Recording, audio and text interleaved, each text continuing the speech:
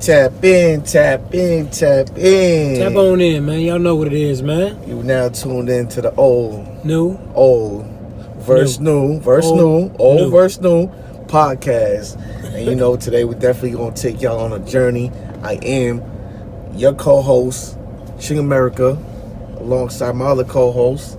Man, oh boy, man. California love, man. East Oakland Zone. Young Vance, man. The finest, man. Yes, sir. Yes, sir. So today we're going to be talking about the music industry as a whole, from shows to artists to recording.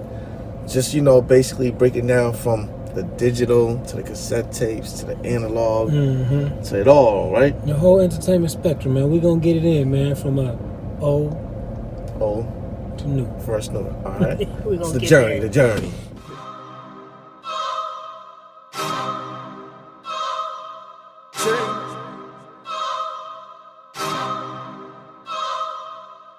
I ain't never stayed home, I was always on the go. Used to pass by them niggas that was fucking with them hoes. Don't be calling me your homie, we ain't never been broke. On a mission to get it and complete them goals. I'm on the road, my nigga. Okay, so OG, how many shows have you been to since you started, you know, getting into music and everything, as far as watching performances and stuff like that? Man, I've been going to see shows at an early age, man. When I was a kid, man, you know, like I said, we were, you know, what I always say about being birthed into a culture. I was birthed into a culture, into an era. Yeah. And where I'm from, man, you got so many entertainers that are from East Oakland, that are from Oakland, California. So on Friday nights, every Friday night, my mother, man, she would, I guess that was payday. And she would take me on Friday nights, and we'd go over to Berkeley, California, to the campus, UC Berkeley. There was a record store called Leopold's Records and Tapes. And my mother would spend a lot of money on just getting all the new albums, all the new forms of entertainment, all the new artists that was coming out. And we'd go home, and she'd let me DJ and play the records, and she'd get her little wine or her little Olympia Gold beer and whatever. And we sit there in the front room and dance and listen to artists. So me being a young buck, you know, me being intrigued with that entertainment, that music, you know. Yeah. I used to read the whole album cover. Yeah. Look at the front, look at the back, play the songs, the A side. Not only the A sides, I played the B side. Yeah. So I got familiar with each and every song, each and every artist, and all the hits that were coming out back then. And it was music back then, man. Yeah, it was definitely. It was unique, strategic, exclusive recording artists and entertainers back then. No. The old. Yeah, the old. Not this new. No, not the new. The This old. old. Like, cause you know, we was watching some movies and stuff, and we seen like everybody that was at Motown Records, like, they had a lot of legends over there. Like, it had a lot. Hitsville had a lot. Like, it had a lot. I couldn't even imagine like how many people that came out of just that one house, or what was it, a house? Hitsville, yeah. It was like a house. Hitsville, it looked like USA, man. They had established their own. Wasn't even a house. It was just a whole forum of artists, writers, entertainers, musicians, directors, producers. I mean, they had it really structured to where they called it the right thing, Hitsville, because they was putting out a continent of hits on a day-to-day fashion. They was doing talent shows on a day-to-day fashion. You had people, as you saw it in the documentary, they had fools sleeping on the lawn, trying to get in and get in.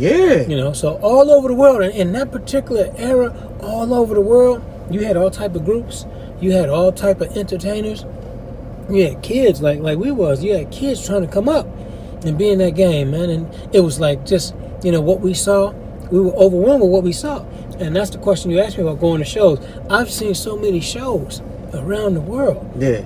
You know, around the world. Hip-hop shows, R&B shows, blues shows, Junkyard Dog shows, Sugar Shack shows. So I've been exposed to that at an early age. And then being a DJ, being a musician, being a producer, as I was up and coming, you had to frequent these different shows because you wanted to see that show. Yeah. When that mothership pulled in the Oakland Coliseum and the ship landed on stage, there were different shows from then to now. Old versus new. Yeah. You don't see shows in these new cats, these new artists, when they have a stage performance or a show. It's just, they come on there with some Red Robin jeans, with some Robin's jeans, had their wings on. Yeah. They come looking good, but they don't come with stage props. They don't come with a real show. Yeah. you know, a school of entertainment to be written about. Yeah. Where the Billboard can say that was a commanding performance that Fugees put on. Exactly. That was a commanding performance LL did. Run DMC, Beastie Boys. Yeah. Exactly. As we go on through this podcast right now, we're going to take them on a little trip of the different shows that I've been through.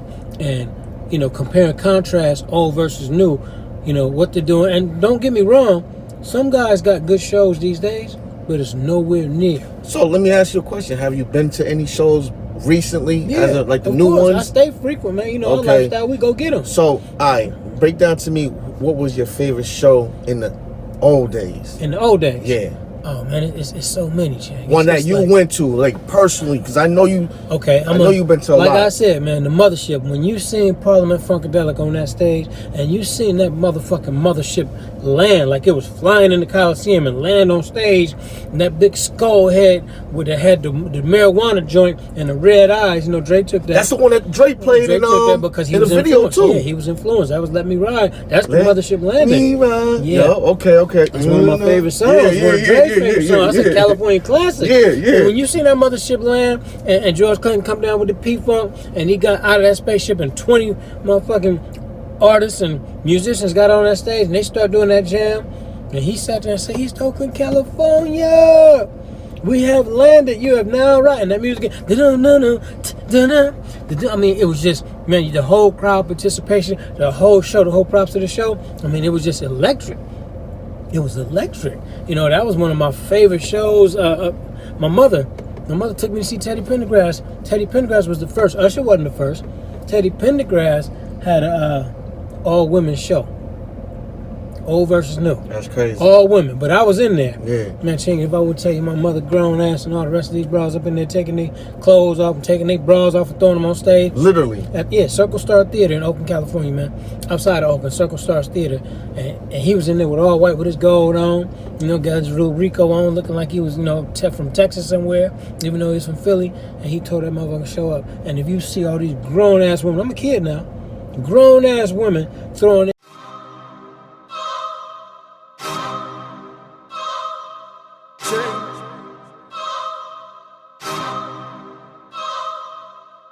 I ain't never stayed home, I was always on the go. Used to pass by them niggas that was fucking with them hoes. Don't be calling me your homie, we ain't never been broke. On a mission to get it and complete them goals. I'm on the road, my nigga.